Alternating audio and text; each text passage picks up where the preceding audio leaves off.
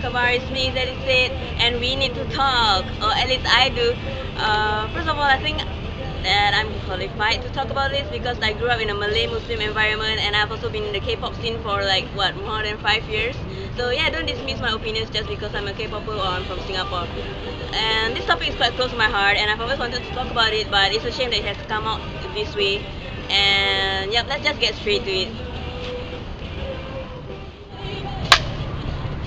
So here's the issue. Recently, B1A4 had a fan meet in Malaysia, and they played some games that contained some skinship.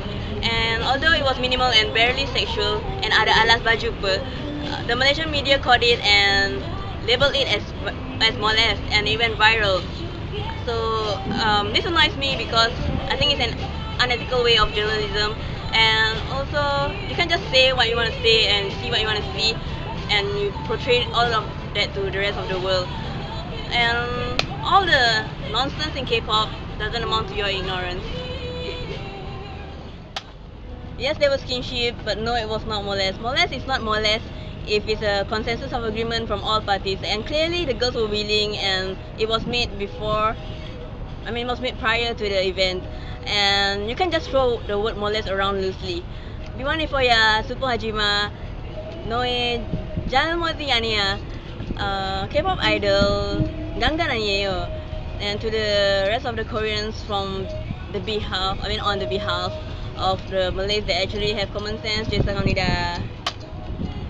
Actually, when I first saw the girls, I was quite happy because in K-pop, usually the people that get to go on stage are usually Chinese people, and I don't know whether it's a race thing or it's just a numbers game. So I was quite happy to see them, and obviously they seized the moment, and that even made me happier because I didn't want some half-hearted fan to go up and waste the chance on someone who wanted it more.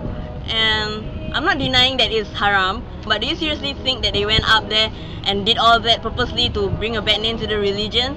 And yeah, to the fangirls, if you're watching this, I hope that your happiness from the fan meet can last you throughout the hardships that you are going to face in the future, because I think that you will get a lot of hate, and I'm pretty sure you guys should have already known and thought about it, but fighting. Other K-pop fans, I feel so bad for you guys because I'm sure that after this there will be lesser K-pop events at your place, and I know how hard it is to already have a K-pop event in your country, so I feel very bad for you guys. And yeah, some of you, because I'm a VIP, some of you have said that the next concert will be Taeyang's Rise, and some of you were quite unmotivated to go, but I think that you guys should just go je, because tak pergi concert pun boleh buat maksiat apa, so just go je and have fun as usual.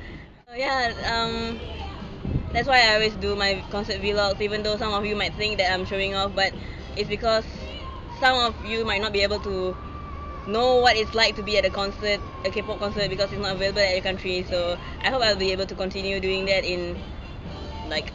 until I want to. That's why I do my vlogs. Yep, Yorobun Himneyo.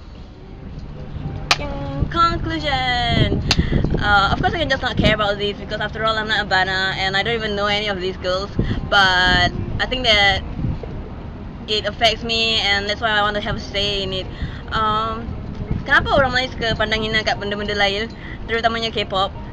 Saya sendiri tahu banyak peminat-peminat Korea yang masih taat kepada agama. Seperti ada yang minat tarian K-pop tapi mereka segan dan mereka mahu tutup aurat, jadi mereka sewa studio dalam sesama sendiri dan berlatih atau cuba dalam secara peribadi. Ada juga yang suka tengok Korean drama dan masakan orang nampak sedap tapi bahan-bahannya tidak halal, jadi diorang cari alternatif yang lain. And I don't use religion as an excuse to get out to the world. Here's what I think, okay? I think that Malaysia is scared of anything big that might threaten their culture or religion. And there's this concept of dah Melayu buat hal Melayu, which I think is bad, because if everyone just keeps to their own culture, then you can't move forward. And it's a bad way of coexisting in real life or in earth, and that's just not the way that it should be. So the concept should just stop, and not everyone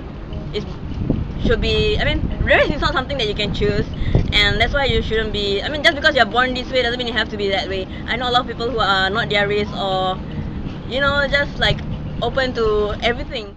Okay, I mean, if you're so concerned about the image of Islam or Muslim, why don't you deal with the obvious terrorist stereotype as opposed to teenage chastity? As in, recently the big issue is the Sri Shali or the Sri Ahmed, and I'm sure most of you don't even know about it because you care about this kind of scandal which you call news. And yeah, I mean, iman letak mana tudung that when you just take off your hijab, you're not suddenly a kafir, or iman letak kat badan, peluk sikit aja terus jadi kafir, terus jadi haram.